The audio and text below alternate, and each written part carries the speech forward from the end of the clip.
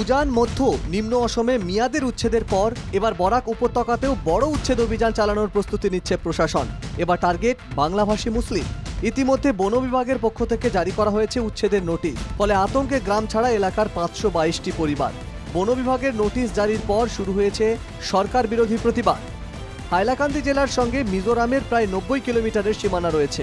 আলগাপুর কাটলিছড়া বিধানসভার সীমানায় রয়েছে প্রচুর সংখ্যালঘু মানুষের বসতি। অভিযোগ, বন বিভাগের জমি দখল করে বসতি গড়েছেন তারা, তাই শীঘ্রই চলবে প্রশাসনের বুলডোজার। বিষয়টি নিয়ে স্থানীয় বিধায়ক সুজাম উদ্দিনের ব্যাখ্যা, বরাক উপত্যকায় কোনো মিয়া মুসলিম নেই, তাই উচ্ছেদ অভিযান বন্ধ রাখার দাবি জানিয়েছেন তিনি। এদিকে শীঘ্রই বিষয়টি নিয়ে হাইকোর্টে যাচ্ছে বলে জানিয়েছে এআইইউডিএফ।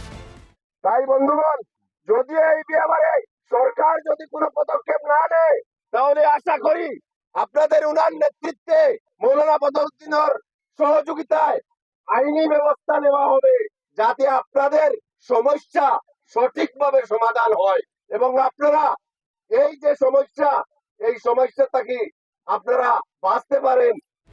উল্লেখ্য, যে এলাকায় উচ্ছেদ চালাবে প্রশাসন, সেই এলাকার মানুষকে এতকাল সরকার সব ধরনের সুযোগ সুবিধা প্রদান করেছে। রাস্তাঘাট থেকে বিদ্যুৎ, পানীয় জল সবকিছুই পেয়েছেন ওই এলাকার মানুষ। যদি তারা বেদখলকারী হয়ে থাকেন, তাহলে এতকাল কেন সরকার এত সুযোগ সুবিধা প্রদান করল? কাটলিছড়া থেকে মৃন্ময় শর্মার রিপোর্ট, এনকেটিভি বাংলা।